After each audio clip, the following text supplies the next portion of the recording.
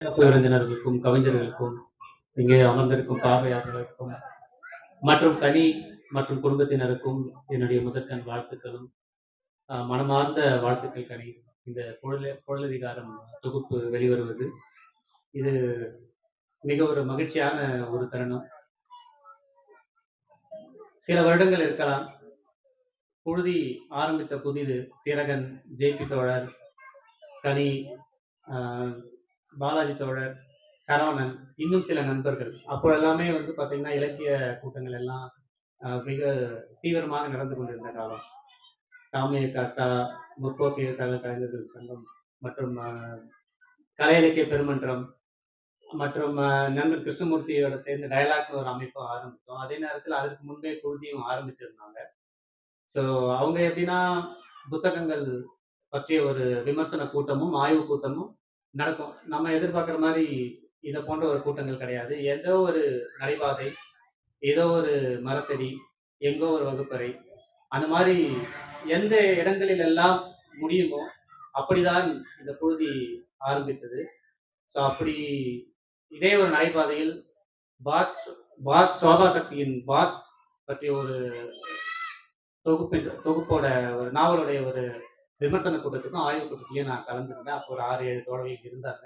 So இன்னைக்கு புழுதி துகள்கள் நிகழ்வா புத்தகங்கள் வெளிவந்திருக்கு, இணையதழ்கள் வந்திருக்கு, மிக சிறப்பாக இயங்கிக் கொண்டிருக்கிறார்கள். அதற்காக அவர்களுக்கு என்னுடைய மனமார்ந்த வாழ்த்துக்கள்.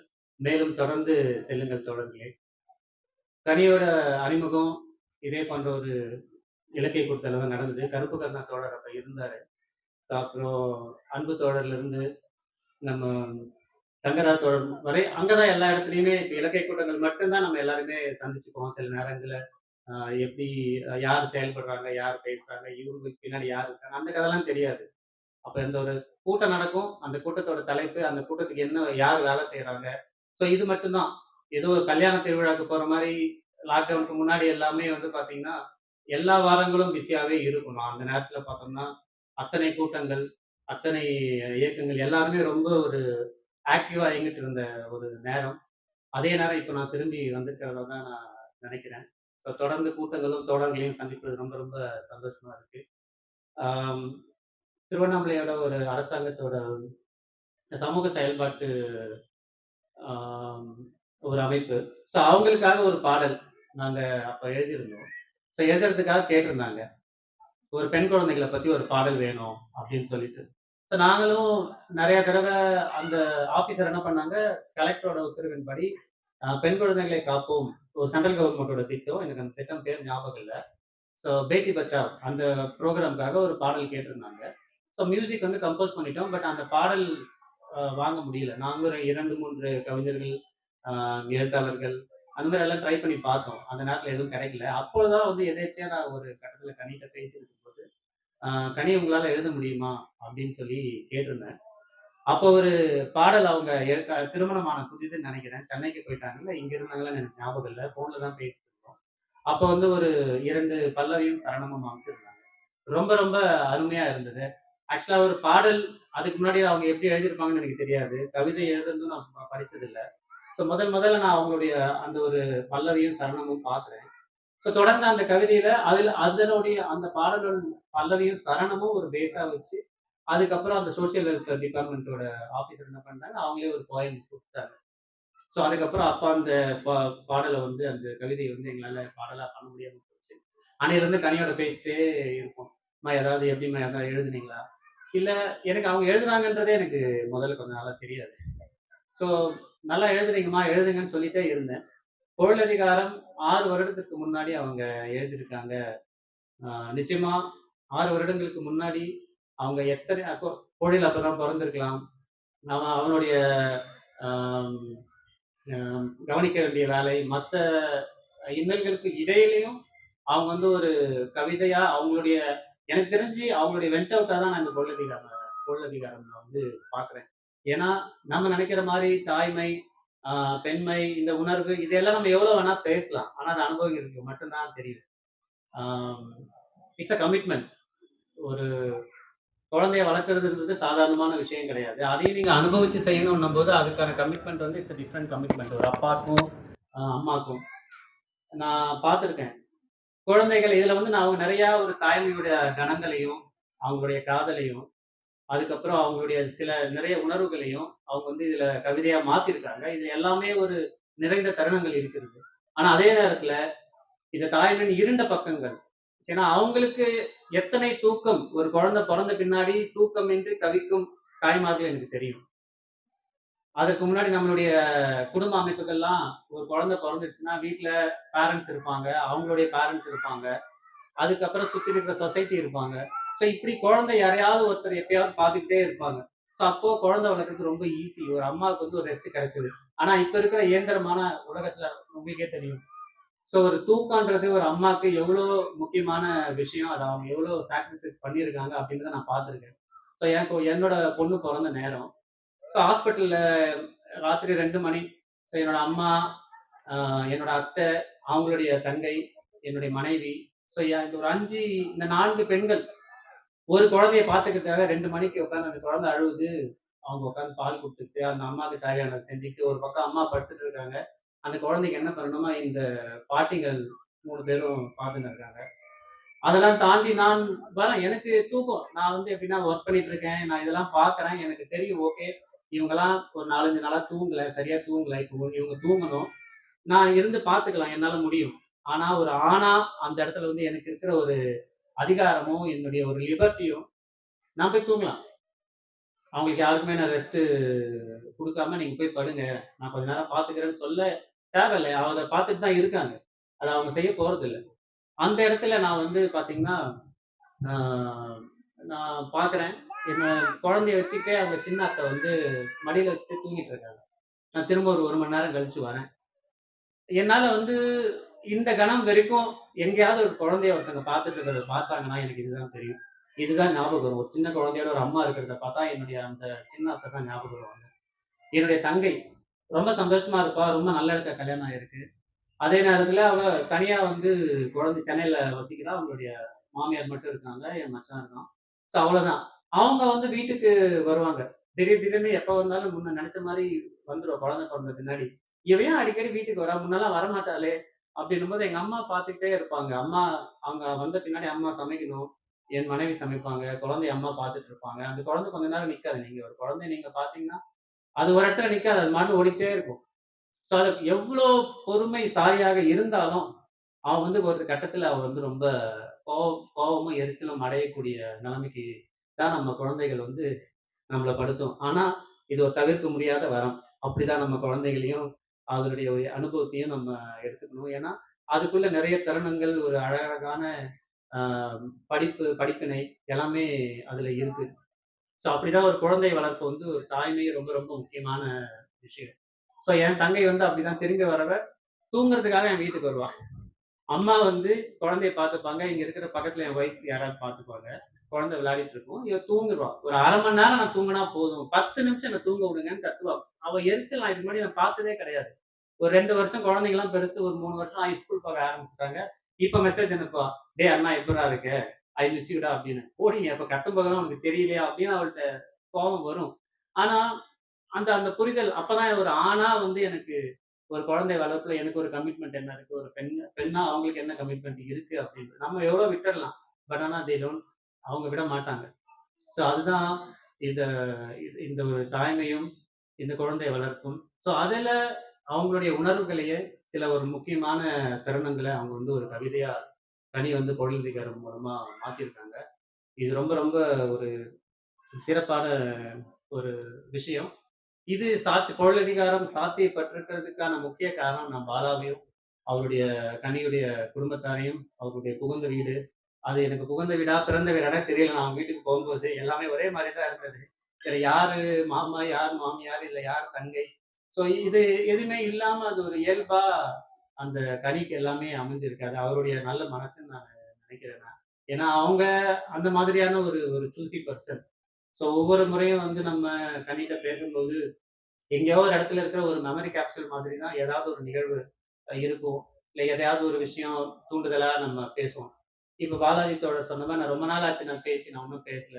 அப்படின்னு சொல்றாரு. இந்த மாரி இது இது இது போன்ற நிறைய விஷயங்களை அவர்கள் வந்து இணைத்து ஒரு நட ந ந அனைவரையும் அழைத்துக் கொள்ளும் ஒரு இணைப்பா வந்து கனி இருக்காங்க.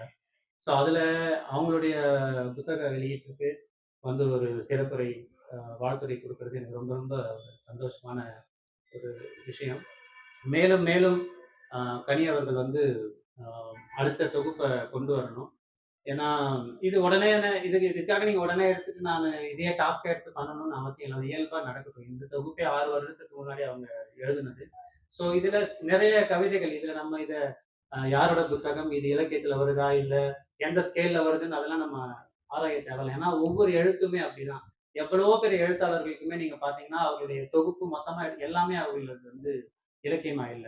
ஒரு 10 தொகுப்புகள், 5 தொகுப்புகள், 5 கதைகள். இன்னும் ஒரே ஒரு கதைகளோட இருக்கிற இலக்கிய அ ஆளுமை கூட இங்க இருக்காங்க. ஸோ அதனால நீங்க வடிவம் பத்தியோ, இல்ல இது என்ன விமர்சனங்கள் பத்தியோ எதுவுமே கவலைப்படாதீங்க. இது ஒரு முதல் முயற்சி. நீங்க வந்து முயற்சி பண்ணி வெளியில வந்திருக்கீங்க.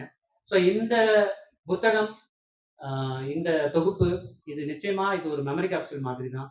இதுல இருக்கிற நம்ம ஒவ்வொரு தடவையும் நம்ம இத படிக்கும்போது நம்ம வீட்ல இருக்கிற பொழில், மழை, அதுக்கப்புறம் ஞாடல் இப்படி எல்லார் வீட்லயும் நம்ம குழந்தைகள் குழந்தைகளை தாண்டி தான் நம்ம எல்லாமே வந்திருக்கோம். நமக்கு ஒரு பேரனாவோ, பேத்தியாவோ, ஒரு அண்ணனாவோ, தங்கையாகவோ, ஸோ எல்லா இடத்துலயும் குழந்தைகள் வந்து ஆளுமை செலுத்தி தான் இருக்காங்க.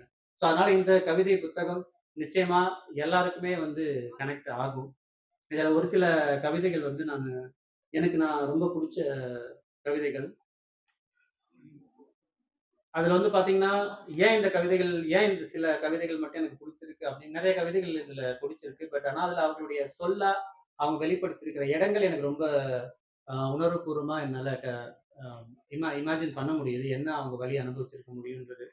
ஸோ முதலில் தண்ணீராய், பிறகு ரத்தமாய், பின் மொத்தமாய் நீ வந்தாய் மழையுடன். ஸோ ஒரு மழை நாள்ல ஒரு குழந்தையோட பிறப்ப வந்து ரொம்ப அருமையா பனிக்குடம் உடைந்து அந்த ஒரு தாய்மைக்கு நான் அவங்க அதாவது ஒரு தாய்க்கும், மகனுக்கும், ஒரு குழந்தைக்குமான இருக்கிற உறவு எப்ப முதல்ல அந்த பனிக்குடம் உடைந்து அவங்க தொப்புள் கொடி அறுக்கிற அ இடத்துல இருந்து தான் அவங்க 2 பேருமே செப்பரேட் ஆகுற முதல் தினம் தொடங்குது. அத பத்தி அவங்க எழுதியிருக்காங்க.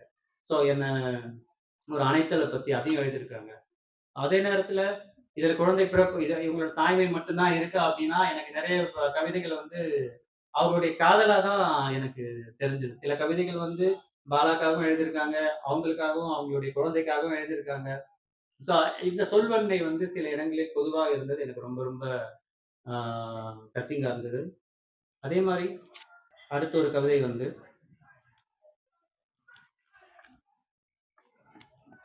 "சத்தமாக பேசிக் கொண்டிருந்தவள் நான். உன் வருகைக்குப் பின் புஷ் கொட்டிக் கொண்டிருக்கிறேன்." இது என்னன்னா, இது நம்ம ரொம்ப சிம்பிளா ஒரு குழந்தை வந்து அ பொறந்த பின்னாடி அமைதியா அவங்க சேஞ்ச் ஆகுறதுன்னு நம்ம நெனச்சுக்கலாம். பட் ஆனா அதுக்கு பின்னாடி எவ்வளோ பெரிய டீப்பர் சைக்காலஜி இருக்குன்றது நமக்கு இதுல ஆண்களுக்கான எங்களுக்கு புரிய வாய்ப்பில்ல. நிச்சயமா பெண்களுக்கு புரிஞ்சிருக்கும். ஸோ பார்த்தீங்கன்னா, ஒரு குழந்தை பிறப்ப வந்து முற்றிலுமா ஒரு அ பெண்ண சேஞ்ச் பண்ணிடும். உடல் ரீதியாகவும், மன ரீதியாகவும், சமூக ரீதியாகவும் அவங்களுடைய பயங்கள், அவங்களுடைய உணர்வுகள், அவங்களுடைய எக்ஸ்பெக்டேஷன் இது எல்லாமே வந்து இதுல சேஞ்ச் ஆயிடும். ஸோ இதுல நம்ம எல்லாமே நம்மளுடைய ஒட்டுமொத்த ஃபோக்கஸ் வந்து அந்த குழந்தை மேல தான் இருக்கும். ஸோ அந்த மாதிரி ஒரு சத்தமான ஒரு ஆளுமை. எத பத்தியும் நான் கவலைப்படாம இருக்கிற ஒருத்தன் சுற்றுப்புறங்கள நான் அப்பதான் கவனிக்க ஆரம்பிச்சேன். தனக்குன்னு ஒரு குழந்தை வந்த பின்னாடி தான் தன்ன சுத்தி இவ்ளோ சத்தம் இருக்கு. இத்தனை விஷயங்கள் இருக்கு. இவ்ளோ பிரச்சனைகள் இருக்குன்னு அவங்க கவனிக்க ஆரம்பிக்கிறாங்க. ஸோ அந்த பொறுப்பும், அந்த ஒரு கவலையும், இது ஒரு ஒரு தாயா இது வந்து ஒரு ரொம்ப ரொம்ப ரொம்ப முக்கியமான ஒரு இடம். ஸோ அந்த அவங்களுடைய கேரக்டரே சேஞ்ச் ஆகுது அப்படின்ற ஒரு பர்சனாலிட்டி சேஞ்ச். ஸோ இதுவும் இந்த கவிதைகள்ல இருக்கிற ஒரு ஒரு முக்கியமான ஒரு உணர்வா நான் பார்க்குறேன். இதெல்லாம் தாண்டி எனக்கு ரொம்ப புடிச்ச ஒரு கவிதை இந்த இறுதியா அவங்க முடிச்சிருக்கிற ஒரு கவிதை இந்த தொகுப்புல இருக்கிறது. இதழோரம் வழியும் அந்த ஒரு சொட்டு பாலின் வழியே நிரம்புகிறது உன் வயிறும் என் மனமும். இதழோரம் வழியும் அந்த ஒரு சொட்டு பாலின் வழியே நிரம்புகிறது உன் வயிறும் என் மனமும். நீங்க குழந்தை பால் குடிச்சது பின்னாடி நீங்க பார்த்தீங்கன்னா, பால் குடிச்சுக்கிட்டே இப்ப தாய்ப்பால் குடிச்சிட்டு இருக்கிற குழந்தைங்களோ, இல்ல புட்டி பால்ல குடிச்சிட்டு இருக்கிற குழந்தைங்களோ, இப்ப இத வந்து தாய்ப்பால் குடிச்சிருக்கிற ஒரு குழந்தைய பத்தி தான் அவங்க எழுதியிருக்காங்க. அந்த தருணத்த தான் எழுதியிருக்காங்க. நீங்க குழந்தை அப்படியே தூங்கிடுவாங்க. நீங்க ஒரு பூனைக்குட்டிய பார்த்தாலும் அப்படிதான், நாய்க்குட்டிய பார்த்தாலும் அப்படிதான். அம்மாட்ட பால் குடிச்சுட்டே இருக்காங்க. அப்படியே தூங்கிடும். அது ஒரு பக்கம் அந்த பால் ஒரு வழிஞ்சுட்டு இருக்கும். அது என்ன ஒரு சிம்ப்டம்னா, அந்த வயிறு குழந்தைக்கு நெறஞ்சு நல்லா ரெஸ்ட் எடுக்குதுன்ற ஒரு ஒரு ஒரு தருணம். அதுதான் வந்து ஒரு மதருக்கு ஒரு அம்மாவுக்கு ரொம்ப ரொம்ப ஒரு அ சந்தோஷமான ஒரு தருணம். தன் குழந்தை நல்லா சாப்பிட்டுருக்கான், நல்லா ஹெல்த்தியா இருக்கான், நல்லா தூங்குறான். ஸோ இது இது வந்து வயிறு நிறைவது என்பது அம்மாவுக்கு வந்து ஒரு மனது நிறையிற ஒரு தருணம். அது வந்து ரொம்ப ரொம்ப ஒரு முக்கியமான ஒரு தருணம். ஸோ இதை போன்ற நிறைய தருணங்கள் இந்த கவிதை புத்தகத்துல இருக்குன்னு முன் பேசிய தோழர்களும், கவிஞர்களும் அத பத்தி குறிப்பிட்டிருந்தாங்க. எனக்கு பின்னாடியும் தோழர்கள் இருக்கிறார்கள். ஸோ நிச்சயமா இந்த பொருளதிகாரம் உங்கள் அனைவரின் மனதையும் தொடும். ஸோ உங்களுக்கு நிச்சயம் பிடிக்கும். அதனால இந்த புத்தகம் வெளிவர வாய்ப்பாக வாய்ப்பை ஏற்படுத்தி கொடுத்த புழுதி பதிப்பகத்திற்கும் மற்றும் அ கணியன் இணையர் பாலாவிற்கும், அவர் நீண்ட நாள் நண்பர் அப்படிதான் சொல்லணும்.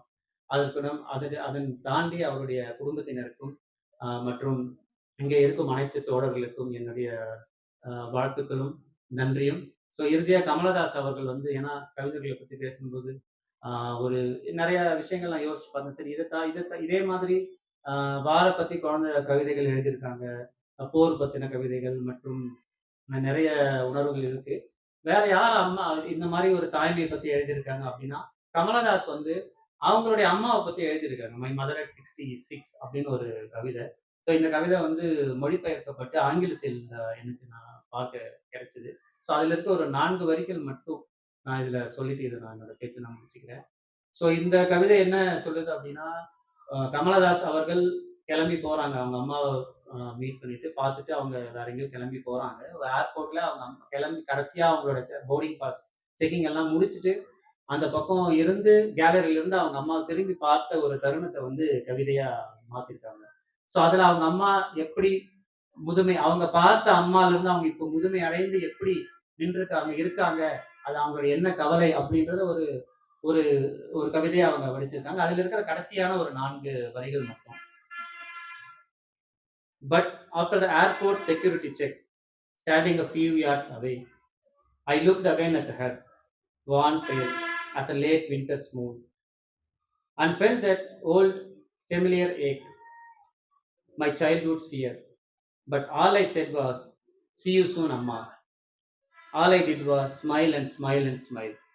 ஸோ கடைசியா அவங்க அம்மாவ ஆ பார்த்துட்டு நெறையா பேசணும்னு நெனைச்சவங்க, அவங்களுடைய கவலைகள், அவங்க முதுமை அடையறது எல்லாமே பார்த்த பின்னாடி, அவங்க கடைசியா அவங்க அம்மாவ பார்த்து அவங்களுக்கு குடுத்த ஒரு சிறந்த தருணம் வந்து, அவங்கள பார்த்து நான் சிரிச்சுக்கிட்டே, இந்த புன்னகை கிட்டுட்டே என்னோட புன்னகை நான் வந்து அவங்கள பார்த்து சிரிச்சுக்கிட்டு இருந்தேன். ஸோ அவங்க கடைசியா அந்த அம்மாவுக்கு வந்து ஆ அடுத்த தருணத்துக்கு அப்புறம் எது வேணா நடக்கலாம். ஆனா அவங்க அவங்க அந்த தருணத்திலருந்து அவங்க குடுத்தது அம்மாவுக்கு என்னுடைய புன்னகையை தவிர என்னால வேற எதுவும் குடுக்க முடியல. ஏன்னா ஒரு அம்மாவிற்கு தன் குழந்தை சந்தோஷமாக இருப்பதுதான் உலகத்திலேயே மிக மிக ஒரு ஒரு அ ஒரு பிடித்த தருணம். அதுதான் அவங்களுடைய ஒரு அச்சீவ்மென்ட்டா நினைப்பாங்க. ஸோ அதைப் போன்ற இந்த பொருளதிகாரம், பொழில் வளர்ந்து கண்டிப்பாக ஒரு கனியதிகாரம் வர வேண்டும் என நினைக்கிறேன். அதே மாரி எல்லா குழந்தைகளுக்காக ஒரு கவிதை எழுத ஆரம்பிச்சுட்டேன்னா, நிச்சயமா வந்து எல்லா குழந்தைகளுமே கவிதைகள் தான். நான் அப்படிதான் நினைக்கிறேன். இந்த சிறப்பான மாலை. நன்றி, நன்றி தோழர்களே!